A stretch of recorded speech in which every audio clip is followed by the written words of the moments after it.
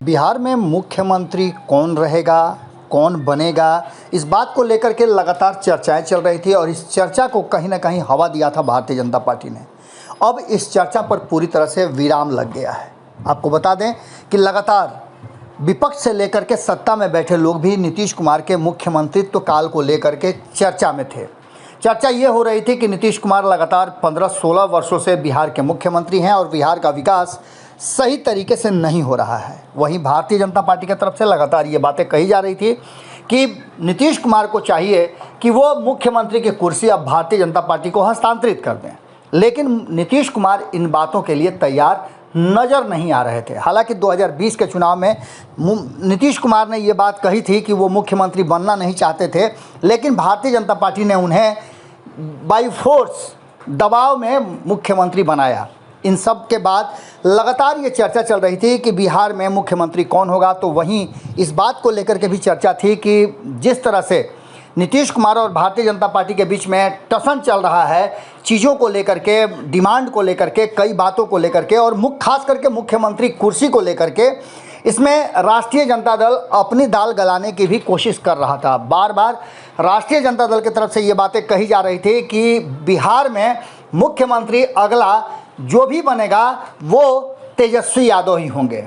बार बार ये कही जा रही थी और बीच में तो ये भी बातें सामने आई थी कि भारतीय जनता पार्टी नीतीश कुमार को कुर्सी से बेदखल करेगी और ऐसी स्थिति में सरकार गिरेगी, नीतीश कुमार गुस्से में आएंगे और बिहार में सत्ता परिवर्तन हो जाएगा। लेकिन अब इन सारी बातों को लेकर के जो चर्चाएं थी उनमें कई नामों की चर्चा चल रही थी। नित्यानंद राय का नाम आ रहा था, शाहनवाज हुसैन का नाम आ रहा था, इसके साथ ही अन्य कई नाम थे। गिरिराज सिंह का भी नाम आया था कि कहीं ना कहीं एक खास वर्ग जो है, खास समाज जो है, खास जाति के लोग नाराज चल रहे हैं, उनको भी खुश करने की ज़रूरत थी।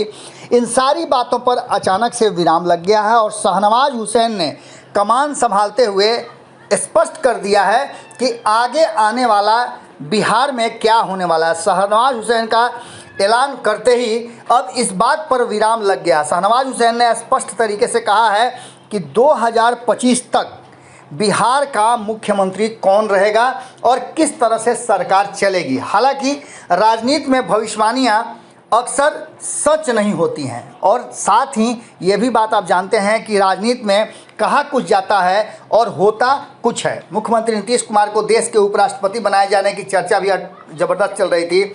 इन सारी बातों पर कहीं ना कहीं दरभंगा में मीडिया से बातचीत करते हुए शाहनवाज हुसैन ने अपनी बात रखी है। उन्होंने पत्रकारों से के सवाल के जवाब में कहा है कि 2025 तक नीतीश कुमार के नेतृत्व में ही सरकार चलेगी, कहीं कोई परिवर्तन नहीं होने जा रहा है। उन्होंने कहा कि नीतीश कुमार ने लगातार बिहार को कहीं ना कहीं प्रगति के पथ पर लाया है और ये पूरी तरह से आपको बता दें कि भाजपा नेतृत्व वाली एनडीए मैदान में उतरेगी अगले भी चुनाव में। भाजपा नेतृत्व जब तक ये बातें स्पष्ट कर चुका है कि बिहार में वो पूरी तरह से मजबूती के साथ एनडीए है और नीतीश कुमार के साथ ही अगली स्ट्रेटजी के साथ भी हम चुनाव लड़ेंगे। नीतीश कुमार के नेतृत्व में बिहार सरकार स्टेबल है, कोई मुंगेरी लाल का हसीन सपना न देखे। अब जब 2025 में चुनाव होगा तब नई स्ट्रेटजी होगी और कौन पार्टी लड़ेगी, कैसे लड़ेगी, कौन किसके साथ होगा, अभी तो यह सरकार 2025 तक चलने वाली है और नीतीश कुमार ही मुख्यमंत्री हैं। शाहनवाज हुसैन के इस बात को कहते ही सारी बातों पे विराम लग गया है और इस विराम लगने के बाद अब देखना होगा कि इस पर कितना अटल और अडिग भारतीय जनता पार्टी रहती है, एनडीए रहती है। क्योंकि बार बार ये कहा जा रहा है कि बिहार में सरकार स्टेबल नहीं है। जो विपक्ष लगातार कह रहा है कि दोनों खेमे में, या नीतीश कुमार का खेमा हो या भारतीय जनता पार्टी का खेमा हो, दोनों खेमे में उथल पुथल मची हुई है। शाहनवाज हुसैन के इस बयान के बाद आगे क्या कुछ होना है और कितना दम है ये तो देखने वाली बात होगी, लेकिन वर्तमान तो कहीं ना कहीं इस चर्चा पर शाहनवाज हुसैन ने विराम लगाने की एक कोशिश ज़रूर की है। जुड़े रहिए भारत लाइव के साथ, खबरों का सिलसिला लगातार जारी है।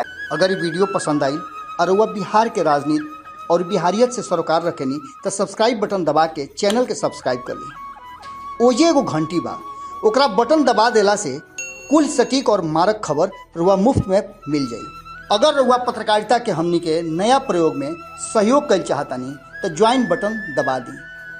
पेटीएम नंबर नोट कर ली 9386816700। धन्यवाद।